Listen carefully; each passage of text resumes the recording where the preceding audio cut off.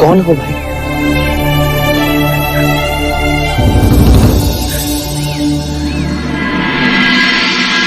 गौरी को असत्य बोलने के लिए 10 कोड़े मारने का दंड सुनाया जाता है। नहीं महाराज, मुझे क्षमा कर दो, मुझे क्षमा कर दो। अगर आपके बाद असत्य बोलूं तो मेरे अनाज और खेत सब आपके। महाराज, गौरी को क्षमा कर दीजिए।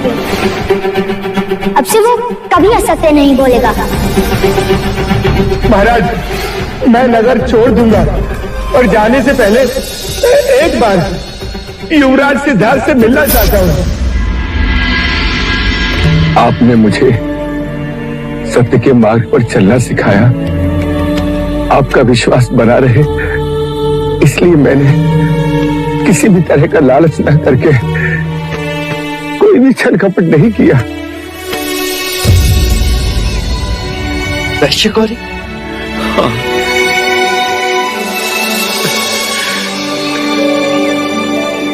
जी हाँ युवराज, वही वैश्य गौरी जिसे सारे नगर ने अपराधी घोषित किया, और आपने मेरी सहायता की, मुझे जीने का अवसर प्रदान किया। तुम तो नगर छोड़कर चले गए थे। जी युवराज, वो झूठे अपराध का दंड था। झूठी मोहर लगाकर किसी ने मेरी बलि देनी चाहिए थी, और अब गिरे दूध पर क्या रोना। तो अब तक तुम कहाँ थे?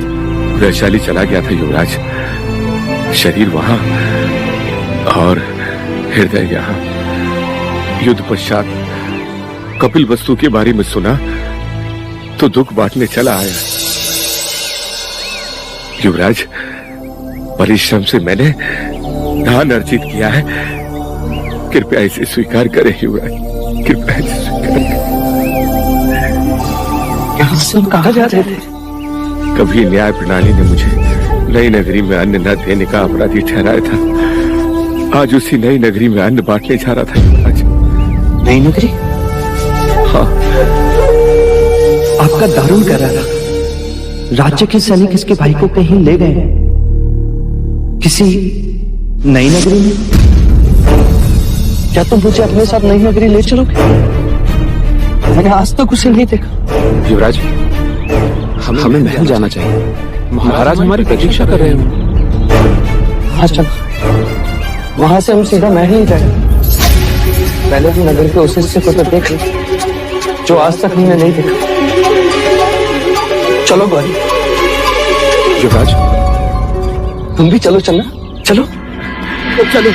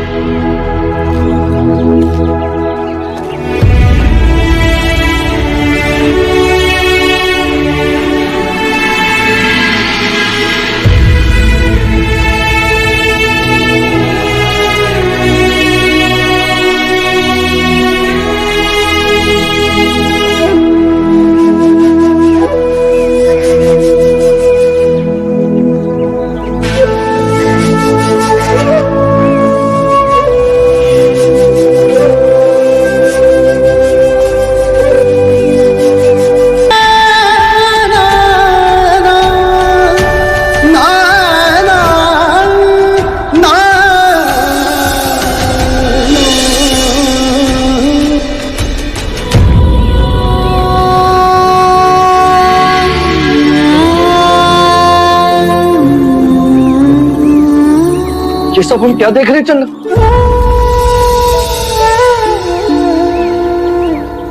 ये सभी अपने पूर्व जन्मों के कर्म फल भोग रहे हैं युवराज। कर्म? पर कर्मफल से तो मनुष्य धनिक बनता है या दरिद्र, ये सुना है। पर ये मनुष्य क्या ये भी कर्मफल का परिणाम है? नहीं युवराज, ये जरावस्था, वृद्धावस्था, जो अमीर और गरीब सभी के जीवन में आती है। वृद्धावस्था धनिक और निर्धन में भेद नहीं करती। तो क्या सब इस अवस्था से गुजरता है? मैं भी, तुम भी? हाँ युवराज, जन्म लेने वाला प्रत्येक मनुष्य आयु के अंतिम चरण में इस अवस्था से गुजरता है। जब यौवन समाप्त होता है, जब इंद्रियां साथ नहीं देती, बचपन, युवानी और वृद्धावस्था, यही जीवन के क्रम है। वृद्धावस्था? रुक जाइए, रुक जाइए, रुक जाइए! क्यों मार रहे हैं आप इसे?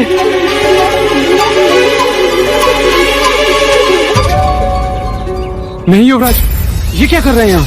राज, ये रोगी है। लोग इसे छूते नहीं। और रोग तो मुझे भी हुआ था, और सबने मुझे छुआ भी था। पर वह साधारण रोग था युवराज, ये कुष्ठ रोग है।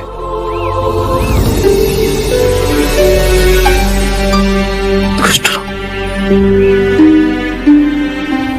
तो क्या ये भी सबको होता है? नहीं युवराज, पर इन जैसे कई रोग हैं जिनसे मनुष्य घिर जाता है।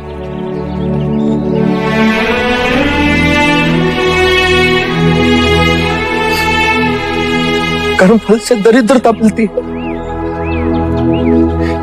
कर्मफल से मनुष्य रोगी होता है।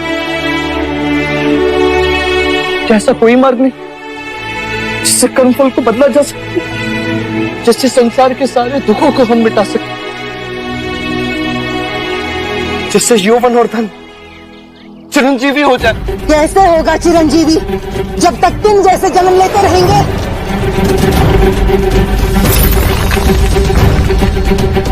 ले चल, चल कर दिखा इस पर। ये क्या कर रही हो तुम? जानती नहीं किससे बात कर रही हो? ये हमारे युवराज है। जानती हूँ, इसीलिए फेंके हैं। जीवन भर इसके फेंके हुए अंगारों पर चले हैं हम, अब ये चलेगा। अपने जीवा पर काबू रखो, तुम युवराज से बात कर रही हो। क्या अपराध है मेरा? क्या किया है मैंने? अरे तेरा तो जन्म ही तेरा अपराध है। तेरे लिए आगाही हुई थी, तू सम्राट बनेगा या सन्यासी। इसीलिए तेरे राजा पिता ने सारे नगर के दरिद्र, रोगी, दुखी, वृद्ध लोगों को देश के बाहर किया, उनको धोखा दिया और ये अंधेर नगरी बसाई तेरे कारण। ये तेरा अपराध है, अपराध है।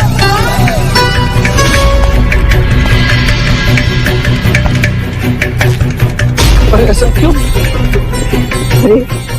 कोई दुख तेरे आंखों के सामने नहीं आए और तू बैरागी ना बने, इसलिए हम सब तो अपने आंसुओं में डूब गए, केवल तेरे कारण। तू जानता भी है इस नगरी के लोगों ने किसका मंदिर बनाया है? यम का मंदिर बनाया है, ताकि वो प्रसन्न हो और हमें इस यातना से छुटकारा मिले।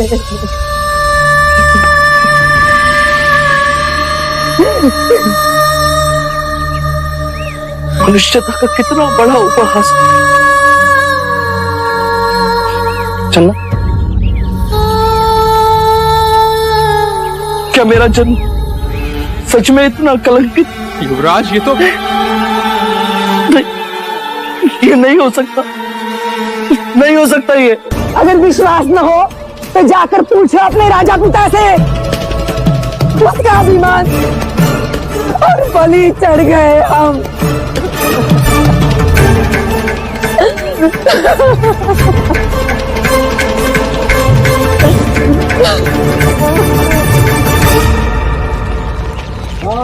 सत्य सत्य सत्य सत्य सत्य सत्य सत्य सत्य सत्य सत्य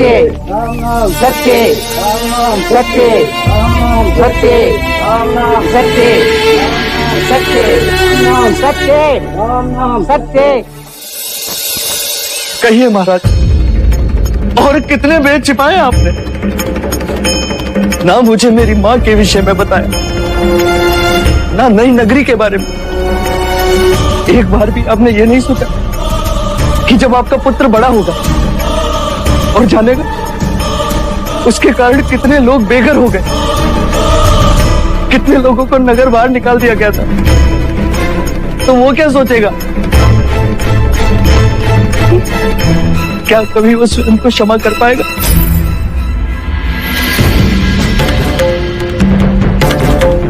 क्या उसने अपने जन्म पर खेद नहीं होगा?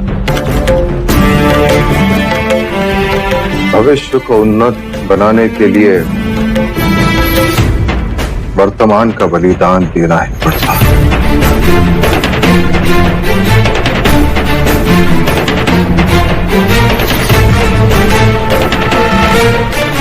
अब तुम सम्राट बनोगे तो न जाने कितने लोगों के घर बसाओगे, उन्नति लाओगे। एक योग्य राजा भाग्य से मिलता है प्रजा को, और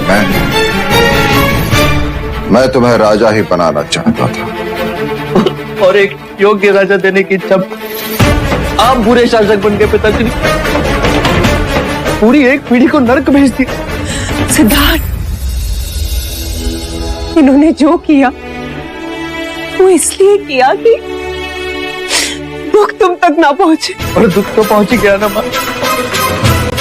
उन सबके दुखों का बोझ मैं अपने कंधों पर उठाकर चल रहा हूं।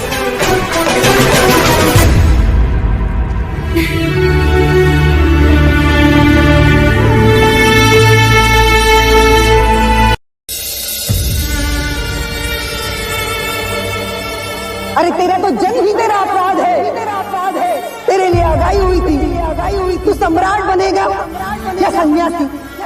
इसीलिए तेरे राजा पिता ने सारे नगर के दरिद्र, रोगी, दुखी, वृद्ध लोगों को देश से बाहर किया, उनको धोखा दिया और ये अंधेर नगरी बसाई तेरे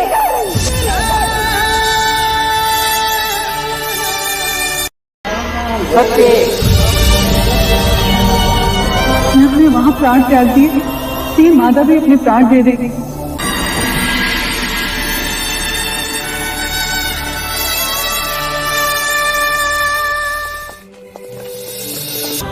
मान लो ये तुम्हारे युवराज का अंतिम आदेश है।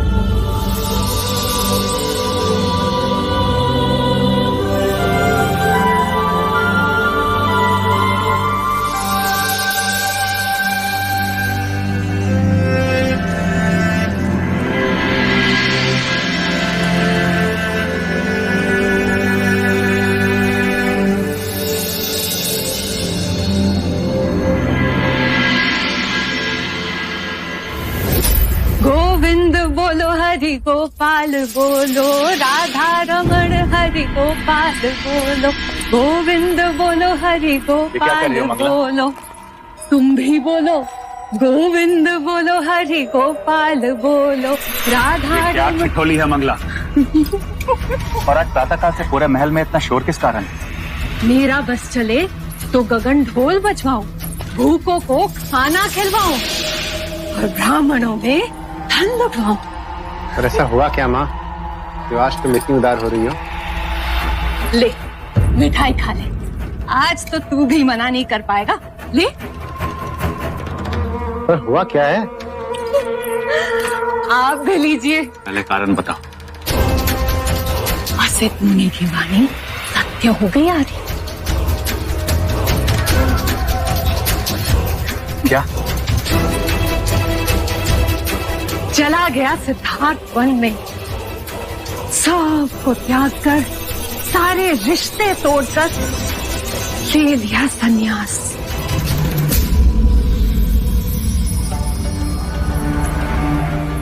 और जोड़ दिया हमारा रिश्ता भाग्य से।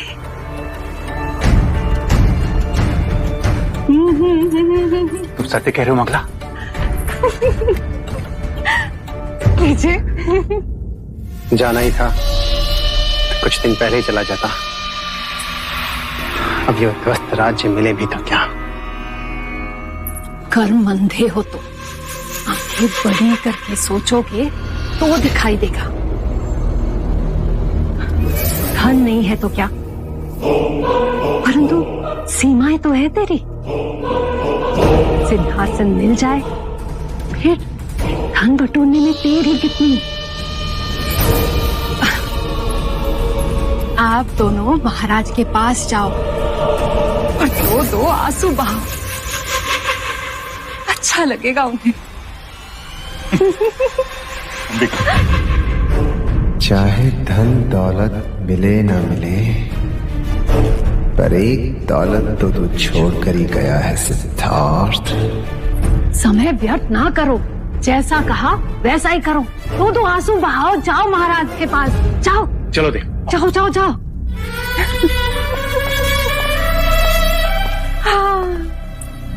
वसिष्ठ मुनि, आप तो अंतर्यामी हो।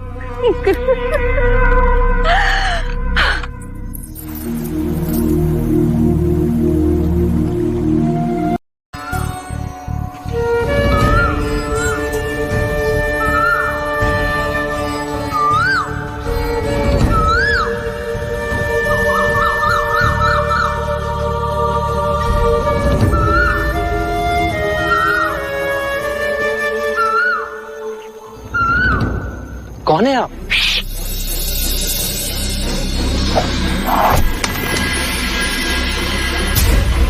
देखा, तुम्हारी आवाज से मेरा निशाना चूक गया।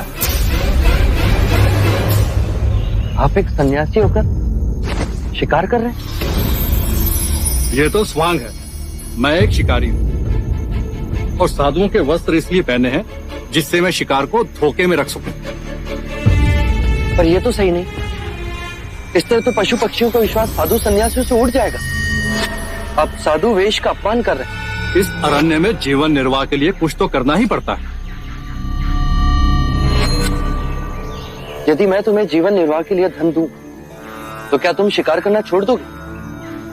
धन? तुम्हारे पास तो कुछ भी नहीं है, फिर भी यदि तुम मुझे धन दोगे तो मैं कुछ व्यवसाय कर लूंगा। पर उसके प्रतिफल में तुम्हें मुझे अपने ये साधु वस्त्र देने होंगे और मैं तुम्हें अपने वस्त्र दूंगा। वस्त्र? हाँ मित्र,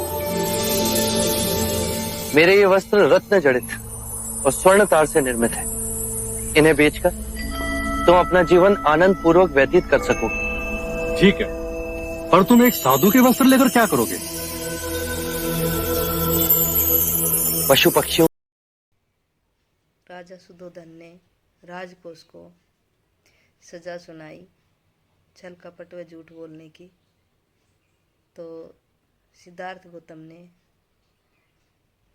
अपने बाप पिताजी से कहा कि इन्हें क्षमा कर दीजिए सुधोधन से।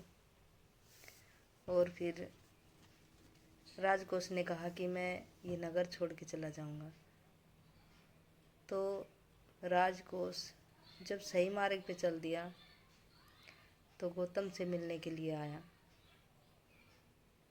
और किस प्रकार दोनों की भेंट हुई, वीडियो बनाई है, ज़रूर देखना और कमेंट करके भी बताना। अगर आप लोगों को ऐसी वीडियो अच्छी लगे तो मुझे बताना, मैं ज़रूर ये वीडियो लगाया करूँगी। जय भीम, जय भारत, जय संविधान। सभी भाई बहन सपोर्ट करते रहो। आपका बहुत बहुत साधुवाद, धन्यवाद।